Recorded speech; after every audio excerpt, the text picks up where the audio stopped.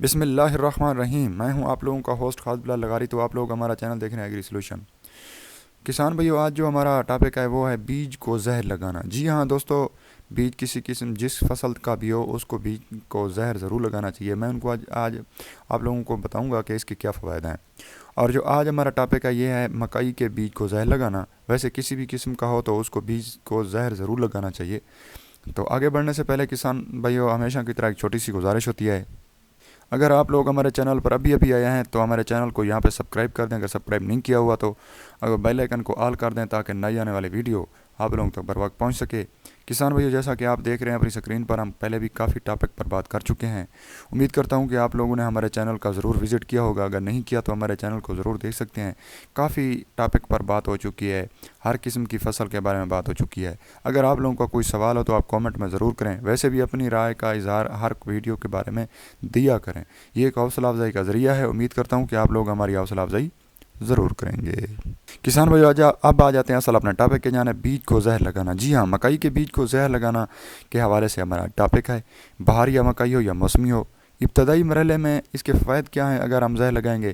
ابتدائی مرحلے میں رس چوسنے والے کیڑوں خصوصاً کونپل کی مکھی سے حملے کے بچاؤ اور فصل کو بیماریوں کے حملے سے بچانے کے لیے کون سی زہر استعمال کرنی چاہیے؟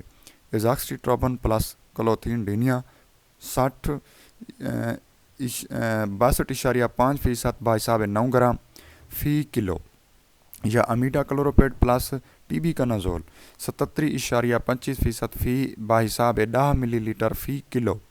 اگر آپ لوگ یہ بھی نہیں آپ کو ملتی تو آپ لوگ azoxystrobin plus clothianidin plus fludioxonil 72% بحساب 9 گرام فی کلو اپنے بیج کو زہر لگا کر ہی کاشت کریں۔ اس سے یہی فائدے ہوں گے کہ ابتدائی مراحل میں ریس چسنے والے کیڑے بھی نہیں آئیں گے اور کونپل کی مکھی بھی نہیں آئے گی۔ اگر آپ لوگوں کو ایک اور بھی تحفظ مل جائے گا کہ اس کو کہ جب پودا جب بیج سے چھوٹا سی کونپل نکلتی ہے، چھوٹا سا جڑ بناتا ہے، تو وہاں پہ اگر اس کو فنگس وغیرہ کو اٹیک ہو سکتا ہے، تو یہ جو ادویات تجویز کی گئی ہیں یہ فنگس اینٹی فنگس ہیں، اور یہ ان کے لیے بہت مفید ہیں۔ اور یہ ابتدائی مراحل میں ایک تو فنگس بھی نہیں لگنے دیتا اور رس چوسنے والے کیڑوں سے بھی محفوظ رکھتا ہے۔ آپ لوگوں کو اس کو ضرور استعمال کرنا چاہیے۔ بس اسی دعا کے ساتھ کہ آپ لوگ آپ کی جو فصل ہے تاکہ وہ اچھی ہو جائے، تو ہمیں دعائیں دیتے رہیں۔ تو کسان بھائیو، اب ہمارا یہ ٹاپک ہو گیا ختم، بس یہاں تک بات تھی۔ اگر آپ لوگوں کو کوئی سوال ہو تو آپ کامنٹ میں ضرور کر سکتے ہیں۔ اگر آپ لوگوں نے زہر لگایا ہے، اس کے فوائد آئے ہیں یا نہیں آئے، تو وہ ہم سے ضرور شیئر کریں۔ تو خالد بلال لغاری کو دیں اجازت۔ اللہ حافظ۔